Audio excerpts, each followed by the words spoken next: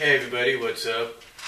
Yeah, I'm here to read Sonic Universe number 40, Dan Drazen's review of Sonic Universe issue 40, which was released in July of last year. Well, at the same time I have it on mute, but I'm also recording it in my room, which is game 1 of the World Series between the Giants and the Tigers. And Giants right now, as of 6:27 p.m. Pacific time, are leading 4-0. But anyway, I will explain this. I did this review earlier today in the morning, but for some odd reason, and I'll talk about this, I briefly mentioned it in the other video, and I'll talk about it probably later on. I got a copyright strike. So in other words, my now infinite minutes, if you will, have been reduced to 15, which I'm pretty sure is okay with a lot of people. But anyway, the thing I'm trying to say is, if this goes into 2 parts, don't be surprised. But this is Dan Drazen's review, his commentary, if you will, on the fourth and final installment of the scrambled story arc in Sonic Universe, which was issue 40. And this is what he says. First of all, he does comment on the cover. And this is what he says about the cover. And I quote, "Well, it couldn't last, mainly because they decided to go in another direction rather than try to keep the let's go to the movies theme alive. So instead of going for maybe an old school monster movie poster or some kind of Godzilla variation, which would have fit in with the giant mecha battle theme, we get a reference to Capcom's Street Fighter franchise. It's Iron Oni versus Dr. Eggman. Could be worse. They could have dressed Eggy up as El Gran Grotto and tried to run that past us one more time." Alright, now he gets down to his review of the issue, which is Scrambled Pop 4, subtitled In the Name of Love. And the story, of course, written by Ian Flynn, art by Jamal Peppers, ink by Jim Amsh, color Steve Downer, lettering Jack Morrell, assistant editor Vincent Lovelow, editor Paul Kaminsky, editor-in-chief Victor Golick, matchmaker, he likes throwing those little jokes, puns, Mike Polithro, and of course the Sega licensing representatives Anthony and Cindy. Alright, and this is what he says. This is his review and commentary.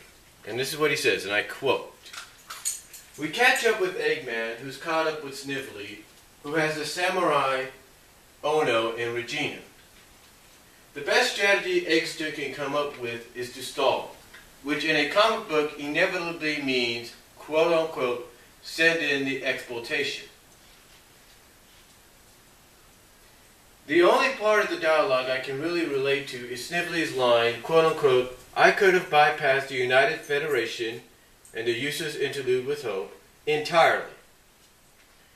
But 2 pages is the limit for exploitation here.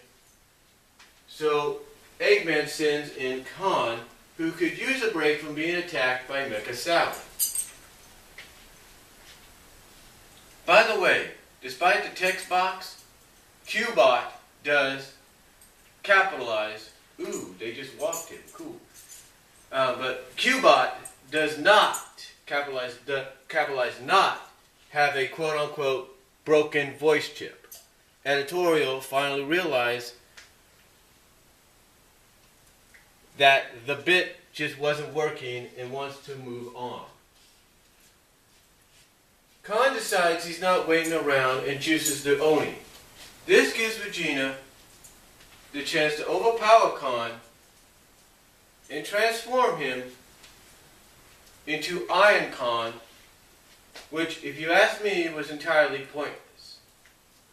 It still gives Sally someone to play with while Eggy beats feet, and finally, we get Regina's stupid horse laugh back in the picture.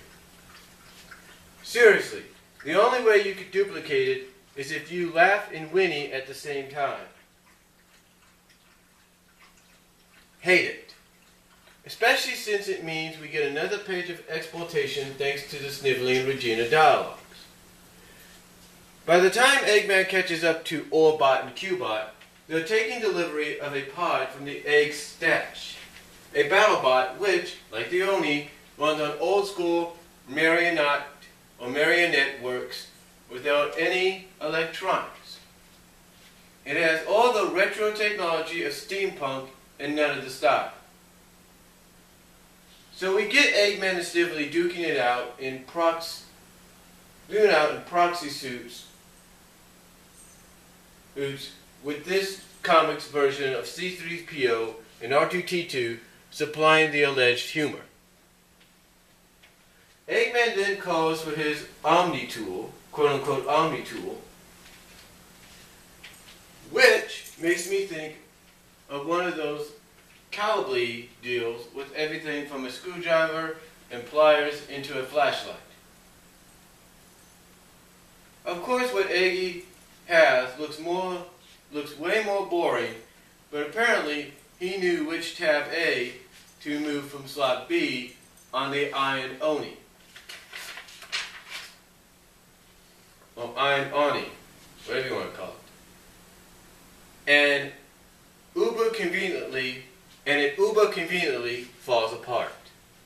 Equally conveniently, Sally powers down, and Khan comes to his simian senses. Eggman then shows up to collect Sally and scoff at Khan's speech, and he disposes of the villagers as prisoners, subplot with equal ease. And now for the denouement. Denouement. That's the best I can pronounce it. Eggman decides that Regina should be sentenced to the company of Snively, where they take over Brass's old position and get to experience him as the subordinate. And at least anyone think he's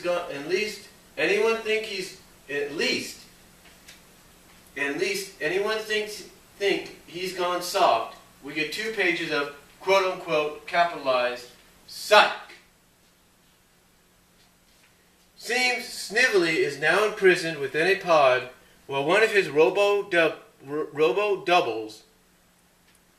from the first installment, remember them, passes himself off as the real deal for Regina. We realize that this is all part of Eggman's reference to quote-unquote the game. Except that we, as the readers, also got played. Now, I'm going to read off his score for each category. He's got 3 categories, again, in case some of you don't know. And he scores them with the highest score being 10. So if you get a 30 all around, if the issue gets 30 all around, that means it was good. And if it's got a backstory and it gets 60 all around, it means it was good. But if it's just one story, it was 30. Anything below 30, well, it all depends. If it's like, let's say, a 25 out of 30, it's good. 20 out of 30, good. Maybe 15, it's all right. Let's just put it this way. 25 out of 30 is like a B. 20 is a C. 15 is a D. Anything below 15 is almost near an F, grade-wise, if you want to look at it that way. All right. So this is his scoring courtesy of each category. Now, again, if this goes into 2 parts, I apologize, but YouTube has limited me right now. But here is his category, his scoring for the head category, in other words, the head of the story. And I quote, "In a grudging sort of way, and despite the other faults of the story arc, this trick ending worked for me. It also pulled together the quote-unquote play the game references. That's the good news. There's enough bad news to go around, and I cited most of it as we've gone along. But there's one new complexion. I think one new complexion I hate, or complication I hate. Eggman's line, quote unquote, "Now that I know that little turncoat Hope is with them, I can direct the Legion to single her out."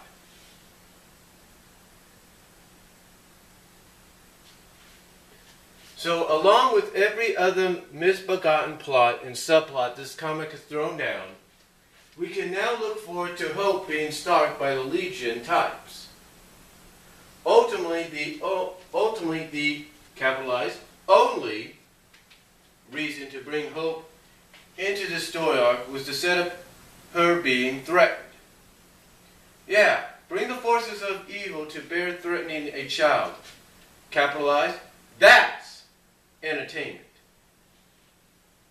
Mercifully, Hope herself demonstrated that she's got some mad science skills at her disposal. But I don't know. I'm pretty sure Ian can do better than threatening children.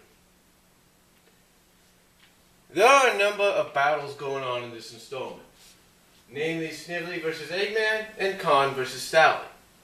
The latter doesn't really move the story along, except when one of them conks. Not a good reason to have a fight if you ask me. And the comedy team of Obot and Cubot are just taking up space at this point. It's brought home by the fact that Ian has run out of ideas and more or less abandons the comedy voice chip deal with Cubot.